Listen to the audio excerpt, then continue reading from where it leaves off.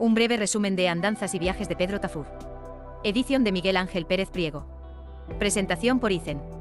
Prólogo. Pedro Tafur dedica su obra al noble Fernando de Guzmán, comendador mayor de la Orden de Calatrava. Este noble caballero es recordado por sus controversiales acciones en Fuente Ovejuna, donde sus abusos provocaron una rebelión que culminó en su trágica muerte. Tafur comienza su prólogo exaltando la virtud como el fundamento esencial de la nobleza, distinguiendo a la caballería nobiliaria, caracterizada por el honor y la rectitud, de otras formas de poder basadas en la riqueza o la fuerza. Para Tafur, los nobles deben seguir las proezas y los valores de sus antecesores, pues solo a través de acciones virtuosas pueden ganarse el respeto de pueblos extranjeros y el reconocimiento de sus propios compatriotas. Tafur defiende el valor de los viajes como una forma de enriquecer el espíritu noble. Explorar nuevas tierras no solo prueba la resistencia y el coraje de un caballero, sino que también permite aprender de los diferentes gobiernos y costumbres de cada lugar, conocimientos que al regresar a su tierra natal pueden beneficiar a su sociedad. En el contexto de una tregua en la guerra entre el rey Juan II de Castilla y los musulmanes, Tafur emprende su viaje en 1436, habiendo servido bajo el maestre de Calatrava, don Luis de Guzmán, en la frontera de Jaén. Al final de su prólogo, Tafur presenta su libro como un humilde regalo a Guzmán, esperando que sus historias de aventuras le ofrezcan entretenimiento y fortalezcan el espíritu noble y devoto del comendador. Viaje a Italia, Sanlúcar, Génova.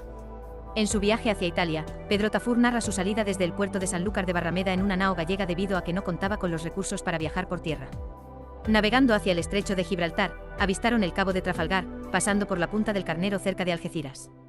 Allí encontraron al conde de Niebla, Enrique de Guzmán, un noble castellano con un ejército de 1.200 caballeros y 5.000 soldados de infantería, que se preparaba para atacar Gibraltar.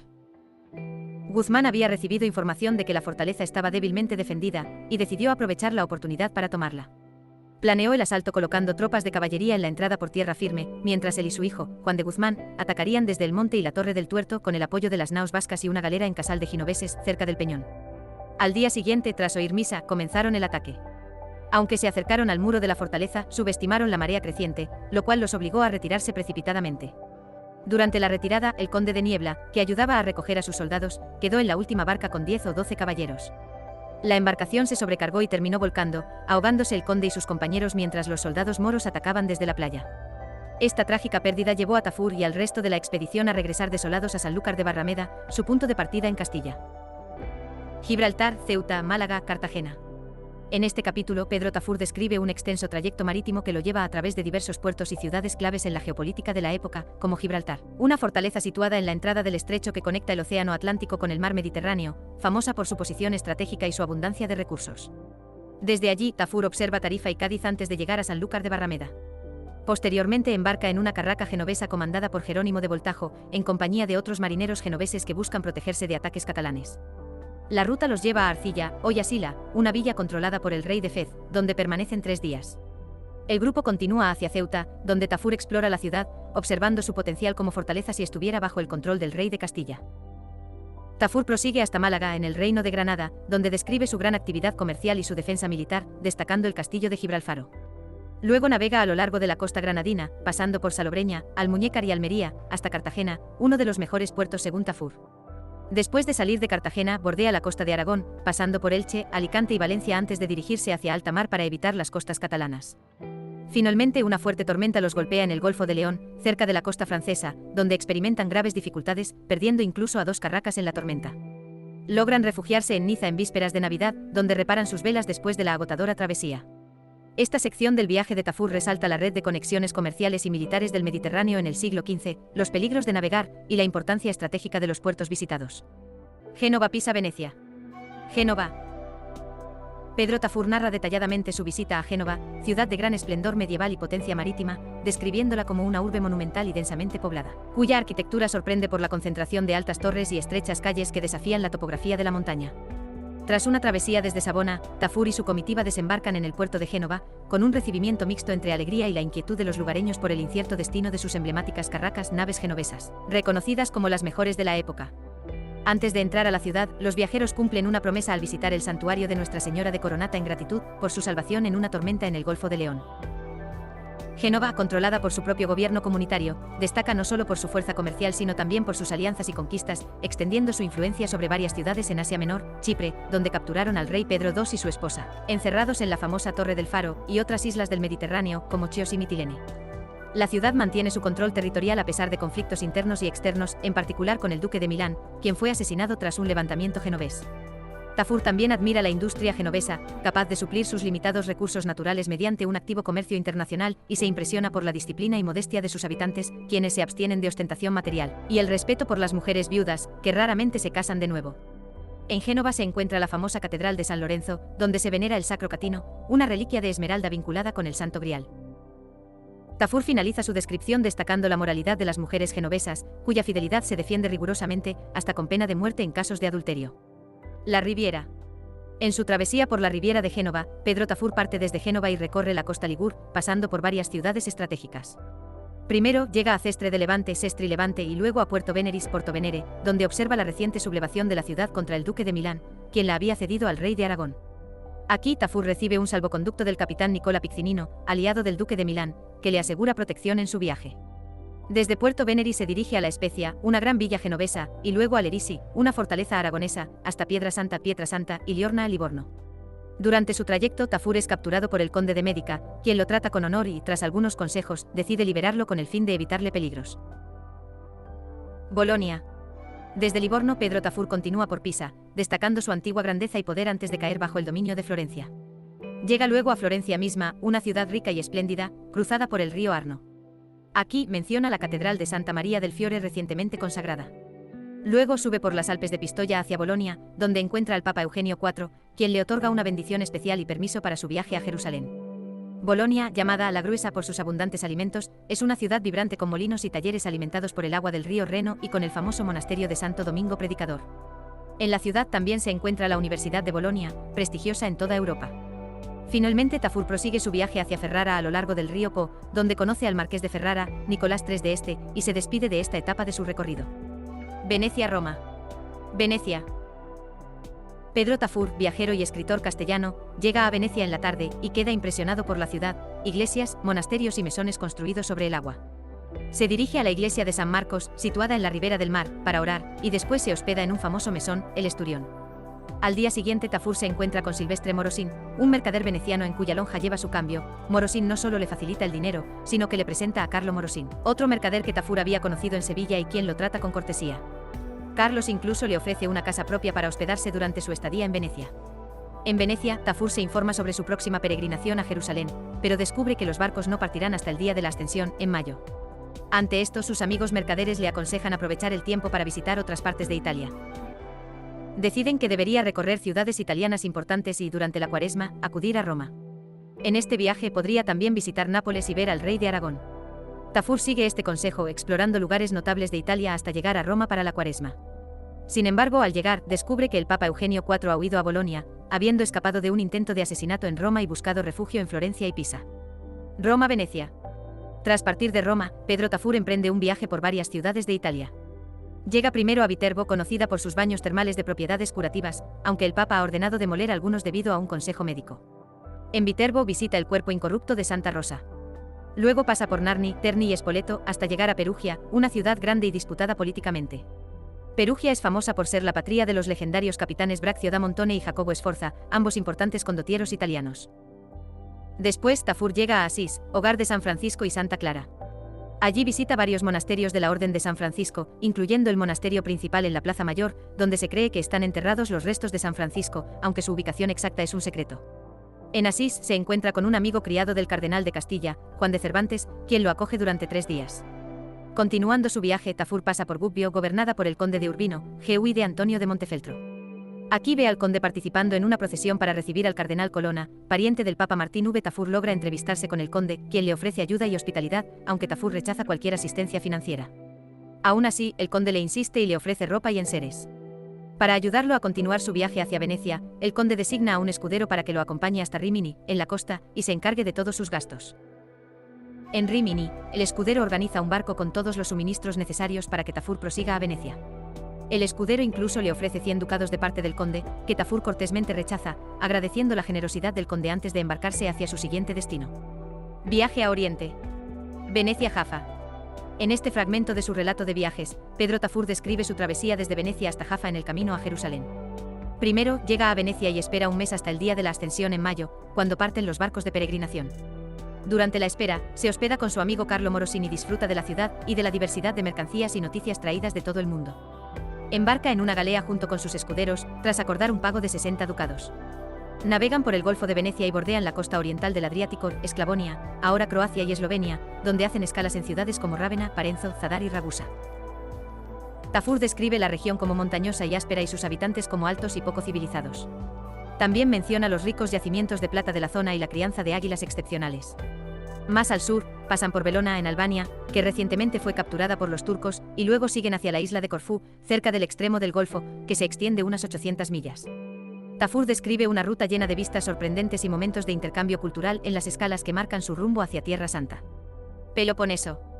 En este capítulo de Andanzas y viajes de Pedro Tafur, el autor relata su viaje por el Peloponeso, partiendo de Corfú, a la que considera la puerta de Venecia, y viajando por Grecia y el mar Jónico.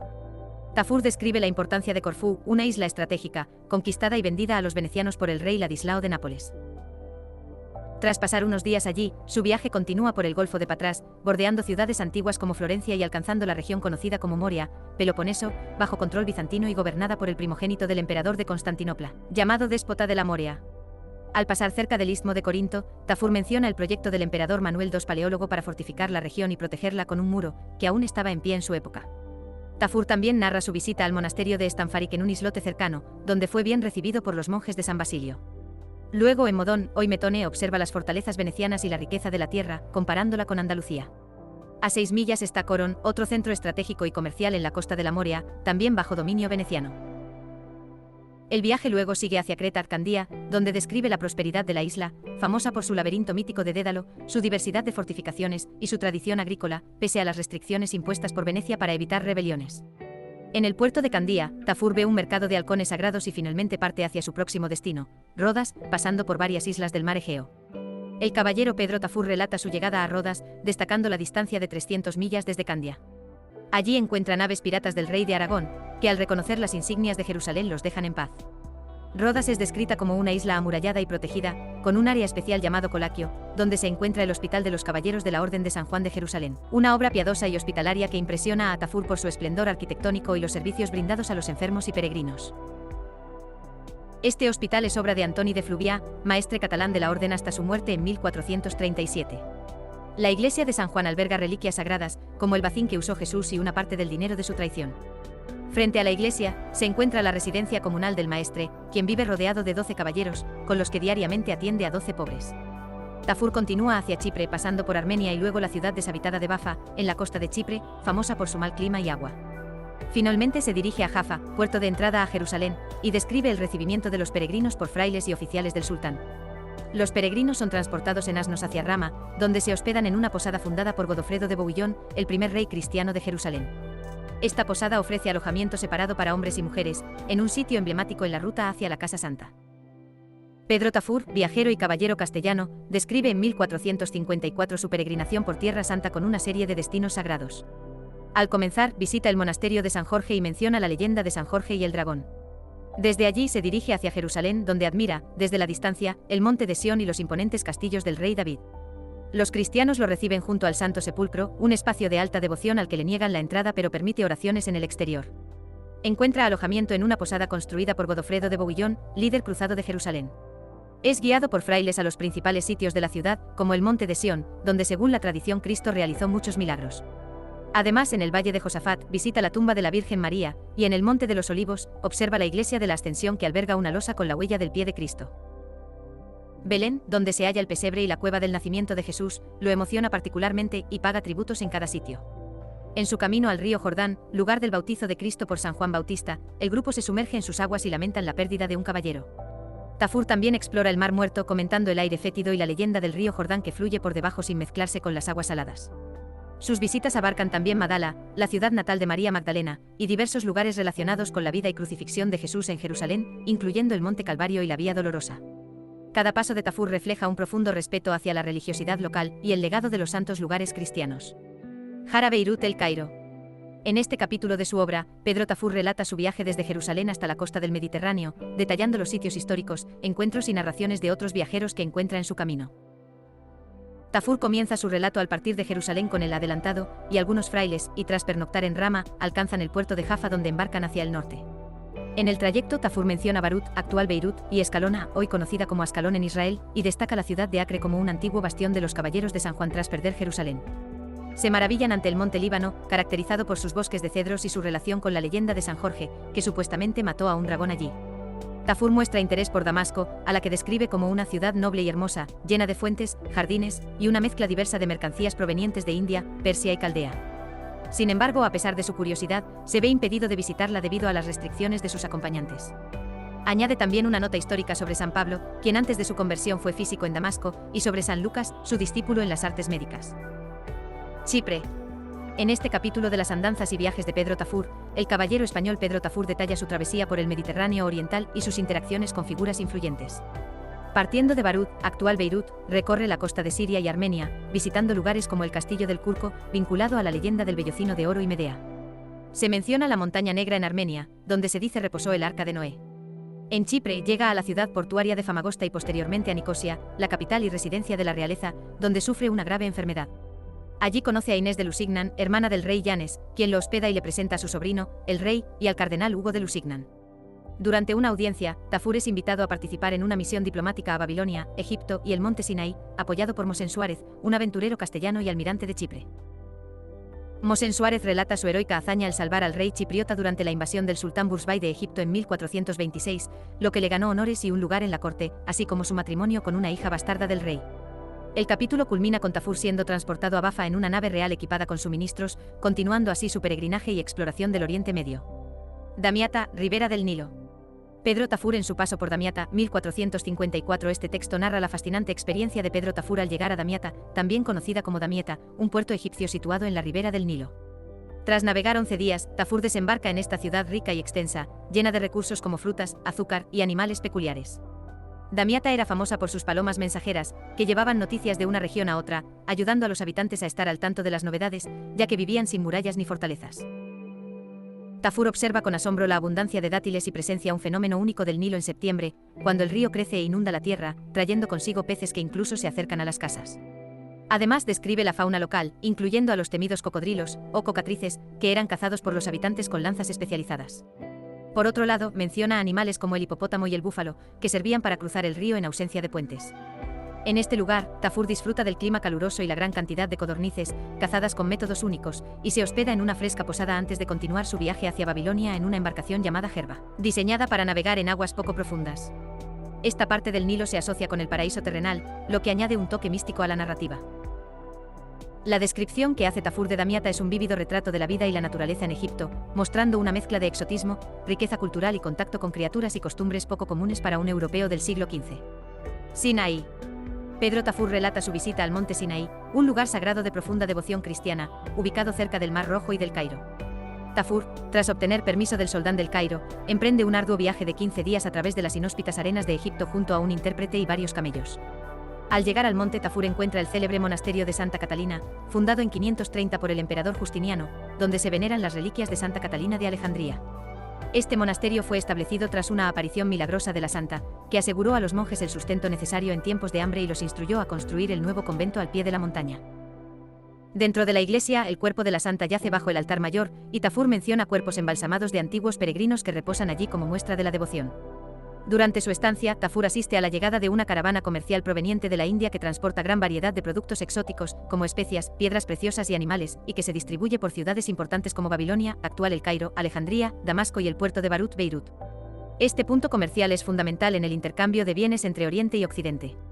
Tafur revela también el rol clave del patriarca de Alejandría, quien administra el monasterio y mantiene relaciones con el mítico preste Juan, soberano de la India Mayor, a quien envía emisarios religiosos. Bruselas. Pedro Tafur, viajero y caballero castellano, visita Bruselas, ciudad comercial del Ducado de Brabante, en poder de Felipe II el Bueno, duque de Borgoña desde 1430. Felipe es conocido por su alineación con Inglaterra en la Guerra de los 100 Años, motivado en parte por la muerte de su padre, Juan sin Miedo, en manos de los partidarios de Carlos VII de Francia. Casado en 1430 con Isabel de Portugal, Felipe establece un linaje que culmina con su hijo, Carlos el Temerario. A su llegada, Tafur es recibido con honor debido a la estrecha relación de Isabel con la nobleza española.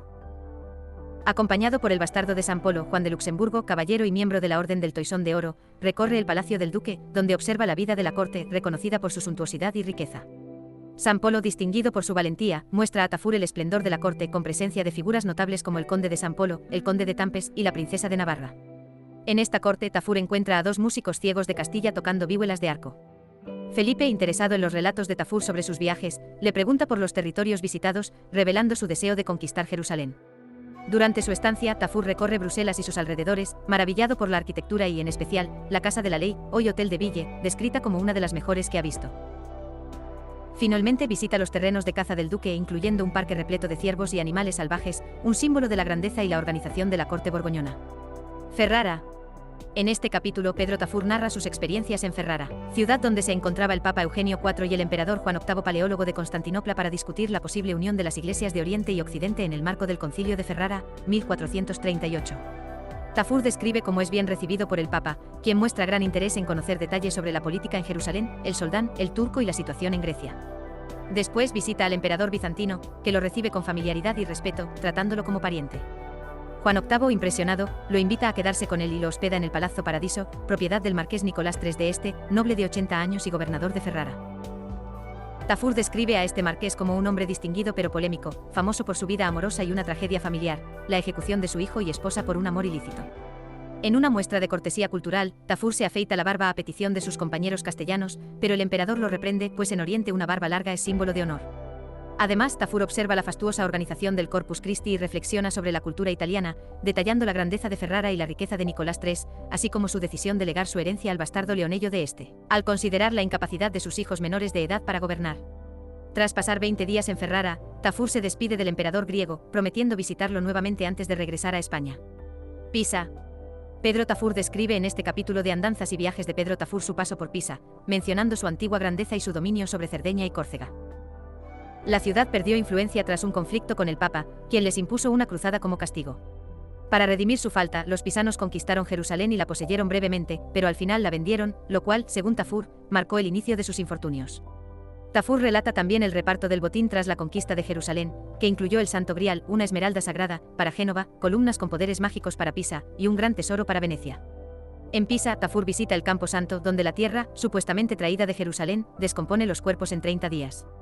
Tafur continúa su viaje pasando por ciudades italianas como Boloña, Ferrara y Venecia, antes de dirigirse a Mesina en Sicilia, lugar rodeado de leyendas de sirenas y monstruos marinos. Luego describe otros puntos de interés en Sicilia, como Trapani con la tumba de Anchises, padre de Eneas, y Catania, al pie del volcán Etna. En el camino de regreso visita el puerto de Túnez y finalmente ancla en Cagliari, en Cerdeña, describiéndola como una isla malsana. Tafur concluye así su travesía, señalando las maravillas y misterios de cada lugar visitado, y cerrando su crónica de viaje en 1439. Fin. Bibliografía, Tafur, pero. Andanzas y viajes. Ediciones Cátedra, 2018. Un breve resumen de Andanzas y viajes de Pedro Tafur. Edición de Miguel Ángel Pérez Priego. Presentación por Icen.